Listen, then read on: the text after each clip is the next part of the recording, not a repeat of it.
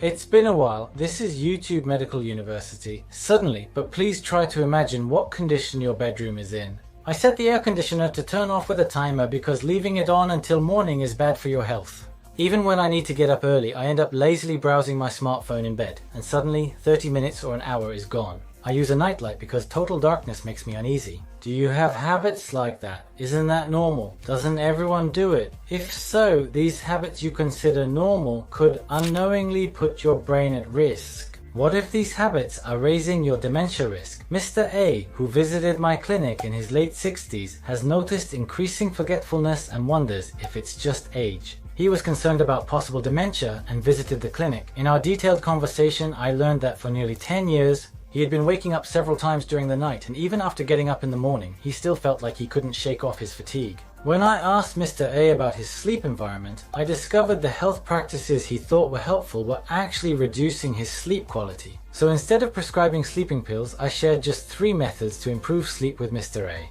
After about 2 months, Mr. A came to me with a bright face and said, "Doctor, now that I can sleep soundly, my mind is clear during the day and I don't feel tired anymore.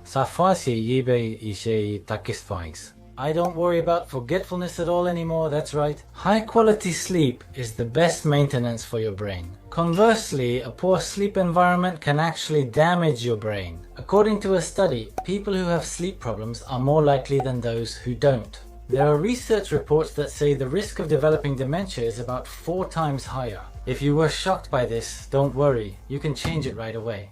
In this video, we'll discuss how sleep relates to dementia. And I'll also talk about common sleep habits that many people tend to do, which actually age the brain, as well as scientifically proven methods. I'll introduce how to create the best sleep environment from a doctor's perspective. If you open this video for your health, I'm sure you'll be fine. Please watch until the end. Let's achieve the best sleep and build a healthy future 10 or 20 years from now. So here is today's agenda. First, in the first section, question common sense. I'll introduce the truths and lies about sleep that many people believe.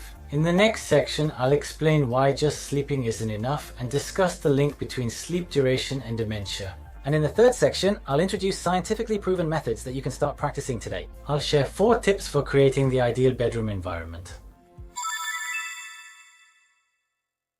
First, I'll discuss things you may do because you believe they're good for you. I'll address key misconceptions about sleep and share some important points, so please listen closely. Here's the first misconception. Isn't there anyone who thinks that leaving the air conditioner on until morning is bad for your health? I think many of you have been told this by your mothers, grandpas, or grandmas. Set a timer and turn off the air conditioner before bed to avoid catching a cold at night. You hear things like this a lot, but it could just be an urban legend. Actually, there is according to research, it's been found that in order to maintain high quality sleep, it's important to keep the room temperature in your bedroom constant. Have you ever set the air conditioner to turn off with a timer on hot summer nights, only to wake up later because your room got too hot, or turned off the heater? Have you ever woken up in the middle of the night because it got really cold? Waking up in the middle of the night because it's too hot or too cold actually disrupts your deep sleep. Ideally, keep summer temperatures near 26°C and winter around 20°C or whatever is most comfortable for you. Please use a heater or air conditioner to adjust the temperature to that level. I understand you might be worried about the electricity bill, but maybe that action might help reduce your future medical expenses, and by getting deep sleep at night, your work performance during the day could improve, which might lead to career advancement or being able to handle more work. Please consider it. Here's the second lie. Even if you use your smartphone before bed, you can stop on your own and naturally fall asleep. If you think like that, it's a risky mindset. You know it's bad but can't stop, just like with smartphones. These days, people of all ages watch YouTube videos, short videos, TikTok, and if you just keep sliding, new videos keep coming up endlessly. More people are using these video services, leading you to watch more new videos. This doesn't mean your willpower is weak. Global corporations have used all kinds of wisdom to develop these services, taking advantage of how the brain works and the habits of the mind just to keep everyone glued to their smartphones. It's no surprise you can't resist these services and end up using your smartphone before bed. You know you need sleep for an early morning, but still spend 30 minutes to an hour on your smartphone. People who do this often share a trait. That is self-efficacy. Self-efficacy is the feeling of confidence that you can control things well by yourself. The lower this feeling is, the more likely you are to look at your smartphone before going to bed at night. The less confident you are that you can do well tomorrow, the more your brain resists ending today. You might think there's still something you can do today, or maybe there's some information you've missed. You feel like you should study just a little more, or you don't want to end the day without gaining something. That vague sense of longing or anxiety is what causes you to keep messing with your phone late into the night. There's a hormone called melatonin, and blue light suppresses the secretion of this melatonin, which makes your brain more awake. This makes it even harder to fall asleep. And while it's fine to study or watch videos late into the night, the act of watching new videos one after another causes dopamine, the brain's reward chemical, to be released more and more, which excites your brain. That also makes it harder to fall asleep. Then you start thinking, maybe the next video will be even more interesting, or maybe I'll get even more useful knowledge. With that kind of anticipation, your brain becomes more and more alert, so even people who are usually strong-willed often can't stop using their smartphones at night. This happens a lot. There's only one way to deal with this. Don't bring your smartphone to bed. Please make this promise. If you use your smartphone in bed when you're not sleepy, your brain will start to associate your bed with a place where you can't sleep. Try going to bed only when you're sleepy, and don't bring your smartphone with you at that time. Start practicing this from today. Now here's the third myth. Listening to relaxing music before bed. Actually, you need to be careful with this too. Of course, gentle. Listening to gentle music like classical or healing tracks can help you relax, but the issue is falling asleep while it's still playing. Actually, human hearing, our ears, remains sensitive even while we're sleeping. We're very sensitive to human voices. Even asleep, hearing a voice wakes you up, right? This is because our hearing still works. So even when you're sleeping and listening to music, you need to be careful about leaving the radio or television on. Even while you're sleeping, your brain processes sounds as information. That becomes an awakening signal, constantly stimulating your brain. Your sleep tends to become lighter. So if you're going to listen to music, please set a timer for 15 or 30 minutes. Be careful to turn off continuous playback so that the music stops automatically after one song. Please give it a try. How was it? Were there any surprising habits for you? When you're sleeping, try to keep the temperature constant. And while music is good, don't keep playing it continuously. Don't bring your smartphone to bed. Try these 3 things. I think the quality of your sleep will change dramatically. So, is it okay to just sleep during the second period? I'll explain the unexpected relationship between sleep and dementia. In the first period, I talked about how it's important to get deep sleep. But anyway, so, is sleeping longer still healthy if you go to bed late? So, if you think it's okay to just wake up later and sleep a lot, actually, that's not really the case. Recent studies have found that there's a U-shaped relationship between sleep duration and the risk of dementia. A U-shaped relationship means this. Imagine the horizontal axis is sleep duration and the vertical axis is the risk of dementia. The shorter your sleep duration, the higher your risk of dementia tends to be. But actually, the longer your sleep duration, the higher your risk of dementia also becomes. That's the kind of relationship we're talking about. The most ideal sleep duration for the lowest risk of dementia is about 7 hours. On the other hand, people who consistently sleep less than 6 hours have about 1.2 to 1.5 times higher risk of developing dementia. That's the conclusion we've reached. When your sleep duration is short, the brain's cleaning system, called the glymphatic system, has a harder time clearing out substances that cause Alzheimer's type dementia. That's why it's believed the risk of dementia goes up. What's interesting is that even if you sleep for a long time, that also increases your risk of dementia. Specifically, people who sleep for about 9 hours or more have a higher risk compared to those who sleep for 7 hours. That number is said to be about 1.3 to 2 times higher risk of dementia.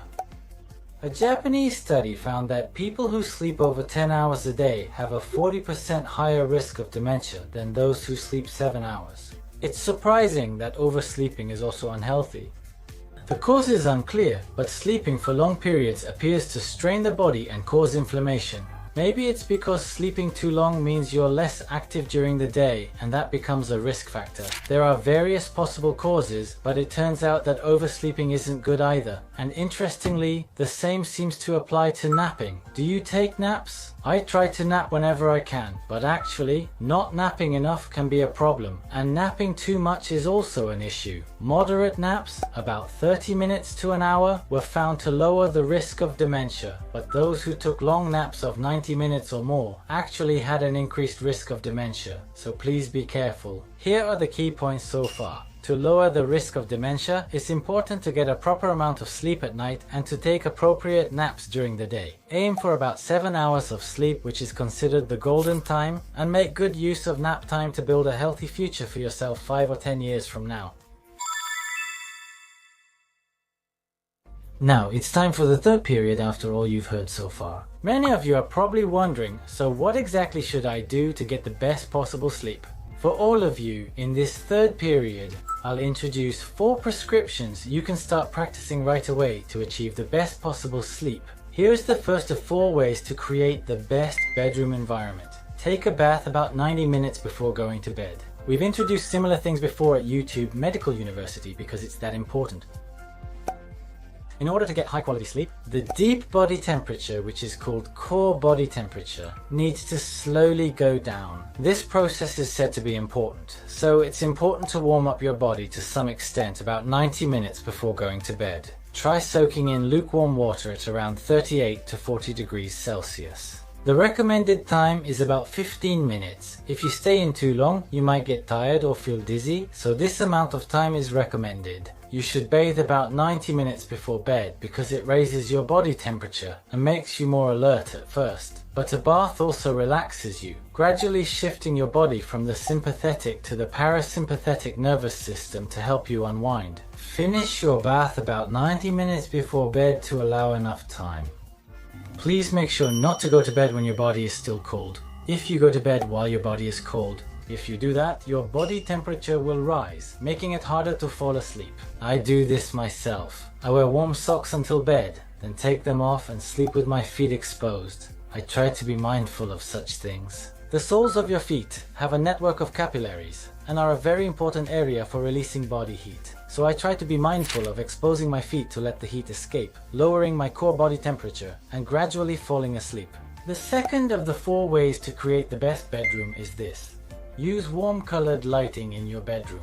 I think a lot of people are already aware of this. At night, it becomes part of their routine. Instead of using white fluorescent lights, try switching to a warm orange-colored bulb. As I mentioned earlier, strong light affects melatonin, which is a hormone in the brain that promotes sleep and suppresses its secretion. So, if possible, starting around dinner time, try to switch from white lights like these to warm-colored lights. If possible, dim the lights about an hour before bed, gradually making the room darker as bedtime approaches. Making these adjustments would help even more.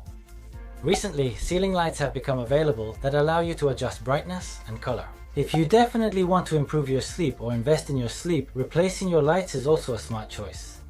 And if possible, it's even better to turn off the night light when you go to bed. It's said to improve sleep because, as I mentioned earlier, sound light stimulation also affects it. Still reaches your brain during sleep and is processed as information. So, in order to shut down stimulation to the brain as much as possible, it's best to make the room completely dark. Sleeping in silence is important for good rest. The third way to create the best bedroom is to develop a relaxing routine before going to bed. There isn't a one-size-fits-all approach for this. Please create your own custom relaxing routine. Just as professional baseball players have routines before batting, having a bedtime routine is important. It boosts your confidence in sleeping well and helps your brain remember how to fall asleep naturally. It's fine to drink herbal tea or hot milk before bed. You could also do some light stretching or use some aromatherapy. Reading a dull or challenging book or repeating actions can boost your confidence in falling asleep. Please everyone, try to find. If you have any bedtime routines, let me know. My voice makes people sleepy and some fall asleep during YouTube Medical University classes. Try lowering the volume or reducing your smartphone's blue light. Try listening to just the audio and avoid looking at the screen. Please make sure to find ways that work best for you. 4 ways to create the best bedroom. The 4th one is to choose comfortable bedding. To be extreme, it's not true that the more expensive the bedding, the better it is. Each person has their own suitable firmness and pillow height. And I also think that bedding that's too expensive needs to be approached with caution. I often get consultations from patients at the hospital who say, I bought a famous mattress, but my back still hurts in the end. It's amazing to lie down on a bed at an electronics store. The softer and fluffier a bed feels, the more appealing it is, making people want to buy it. However, I think you should be cautious. The reason is that while a soft bed feels really comfortable and makes you feel wrapped up when you first lie down, on the other hand, you can sink in too much, making it hard to turn over or causing your lower back to sink too deeply. That's because it can put strain on certain parts of your body. Two key points come to mind. First, being able to turn over naturally while sleeping. As I said earlier, if the mattress is too soft, your body sinks and it becomes harder to turn over, reducing how often you do so while sleeping. When this happens, part of your body stays on the bed too long, making you feel uncomfortable or stuffy, and the blood flow in that area gets restricted. It can cause lower back pain, and in some cases you might even get bed sores, back pain, or even develop wounds. When we turn over in our sleep, it's actually a physiological phenomenon. It's not that we turn over because our sleep is shallow. Actually, we turn over skillfully in order to keep our body temperature, blood flow, and humidity at stable levels. That's why I think it's important to have a mattress with a certain degree of resilience to help maintain these natural movements during sleep. And it's important to have a mattress that can maintain the same S-curve in your spine as when you're standing. The necessary resilience of the mattress will vary depending on your weight and body size, so please, be conscious of your posture while sleeping and consider that when choosing a mattress. In earlier videos, I covered how to choose a mattress and the United States military sleep method, which 98% of people said helped them sleep. For more on sleep, watch this video later. The link is in the description. Thank you for watching until the end. This concludes the third period. Let's review what we've covered so far. Keeping the air conditioner on overnight is best. To reduce smartphone use before bed, change your system. Willpower isn't enough. 7 hours of sleep is ideal. Proper naps can also reduce your future dementia risk. Do you remember how many minutes before bed you should bathe for the best sleep? Also, ensure you have your own relaxation routine. How is your bedding? Do you feel any pain or have trouble turning over in bed? Please check these things. If you watched today's video and thought, it seems tough to do everything, or I can't think about so many things, that's perfectly fine. Please, even if it's just one thing that you feel you can do, pick one you think you can do and try it. Trying too many at once makes it hard to know what worked, so it's better to test them one by one. Also, if you have things you've tried that worked well, or your own bedtime routines, please share them. And if there was something you learned or found surprising, leave it in the comments. I think it will be helpful for others, and writing a comment itself is an important action for reinforcing your memory. It's just a small habit, but building up these kinds of habits over time will help reduce the risk of all sorts of illnesses in the future. At YouTube Medical University, we share information in an easy to understand way, taking responsibility as active doctors. Especially in today's world where there's so much information, it's important to have reliable sources. It's important to have reliable sources of information. To make sure you don't miss any new videos and don't lose track of which channel it is, I'd really appreciate it if you could subscribe to the channel. And whether it's the like button or the dislike button, either is fine. If you could rate this video, I'll use your feedback to improve the next one. This was a long video, but thank you for watching until the end.